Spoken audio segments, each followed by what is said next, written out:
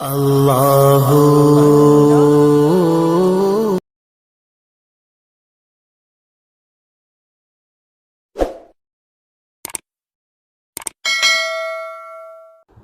अस्सलामु अलैकुम वरहमतुल्लाहि वबरकातुहू। आज माह रमज़ान की दूसरी तारीख़ है और आज हमारा जो मौजू है वो है नमाज। नमाज इस्लाम का बहुत ही अहम रुकन है। उसकी अदायगी हमारे लिए बहुत ज़रूरी है। अल्लाह के नबी सल्लल्लाहु अलैहि वसल्लम ने जहाँ पर नमाज पढ़ने वालों के लिए सवाब का ज़िक्र फरमाया है, वहीं पर नमाज की सही अदायगी न करने वाले के लिए वईदें भी बयान फरमाई है।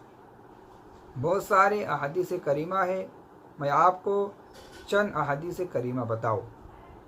हज़रत अबू हुरैरा बयान करते हैं कि कुछ लोग ऐसे होंगे जो 50 साल 60 साल नमाज़ें पढ़ेंगे, लेकिन उनकी नमाज़ें अल्लाह रब्बुल इज़्ज़त की बारगाह में काबिल कबूल नहीं होंगी। लोगों ने पूछा ऐसा क्यों? तो हज़रत अबू हुरैरा बयान करते हैं कि वो लोग सही तरीके से रुकू और सजदे नहीं करेंगे, यानी सुन्नत के मुताबिक नमाज की अदायगी नहीं करेंगे। उस वजह से उनकी नमाज अल्लाह रब्बुल इज़्ज़त की बारगाह में काबिल कबूल नहीं होगी।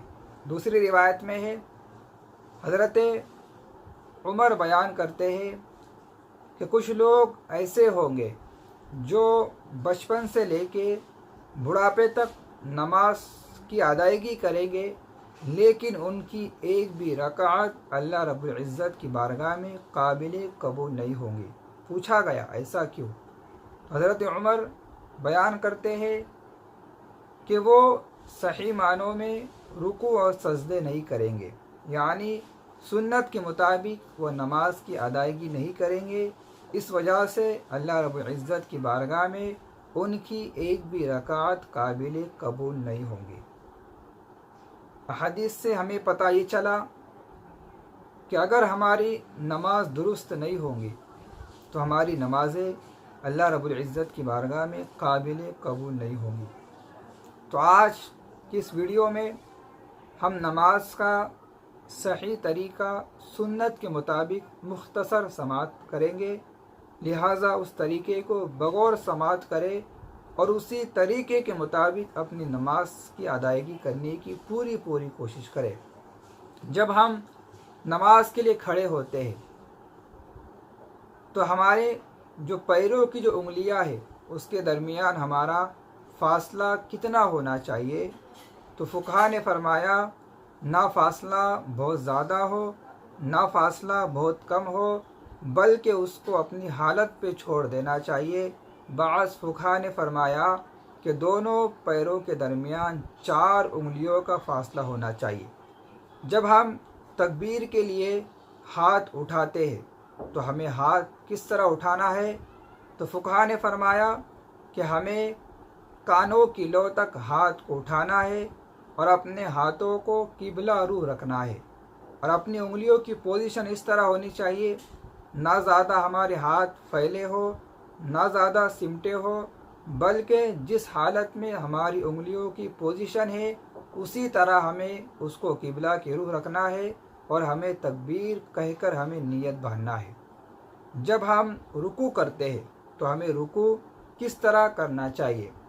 तो रुकू करते वक्त हम रुकू इस तरह करें कि हमारे जो दोनों पंजे हैं हम उसको घुटनों पर इस तरह जमाए कि हमारा पूरा लोड हमारे पंजों पर आ जाए और हम अपनी पीठ को पूरी के पूरी सीधी कर ले।